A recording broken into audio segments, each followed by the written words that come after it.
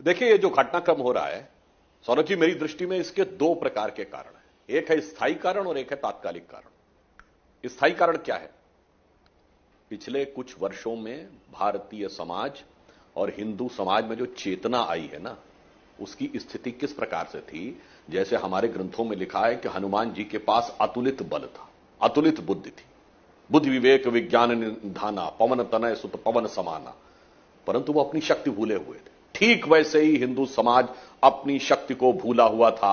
अब उसे जो जो स्मरण आ रहा है तो तमाम प्रकार का, जैसे उसमें वर्णन आता था ना, आसुरी शक्तियां आ जाती थी कि जो विस्मृत है शक्ति वो विस्मृत ही रहे, वो भूला ही रहे। तो एक डेस्परेशन है, एक छटपटाहट है कि जातियों में कैसे तोड़ दो, उत्तर और दक्षिण का विभाजन करवा दो, भाषा के बेस पे लड़वा दो, किसी भी प्रकार से कोई लड़ाई करवा दो, ताकि सत्ता में हिस्सा जो टुकड़े का भी मिलना है वो टुकड़ा मेरे पास रहना चाहिए, भले ही उसकी कीमत देश की समाज, देश की संस्कृति और एक समय में देश के वास्तविक भूगोल के भी टुकड़े करके मिले थे।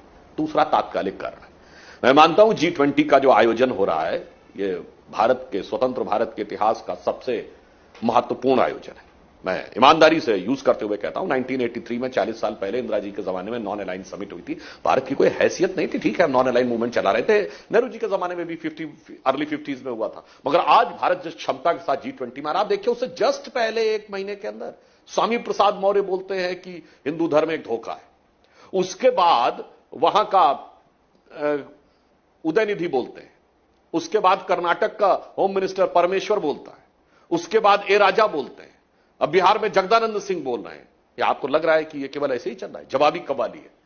भारत के सबसे शानदार अवसर के ऊपर किस प्रकार से कीचड़ उछाला जा सके, ये एक तात्कालिक कारण है। और छटपटाहट यह है कि हनुमान जी के समान अपनी शक्ति को याद कर रहे समाज की शक्ति को विभाजित करके तोड़कर कैसे रखा जा सके। और ये वो लोग हैं जिसे मैं कहना चाहूंगा, दर्शकों से जाके देखिएगा, ये सब कम्युनिस्ट एजेंडा जो था, पहले मैकॉले का फिर मार्क्स का, एक थ्योरी है आइडियोलॉजिकल सबवर्जन, जो कैसे कम्युनिस्टों ने उस समय किया था। फेक इश्यूज क्रिएट करो, फिर फेक इश्यूज के ऊपर डिस्टेबलाइजेशन, अनरेस्ट क्रिएट करो, फिर उसको वायलेंस में कन्वर्ट करके कैप्चर करो।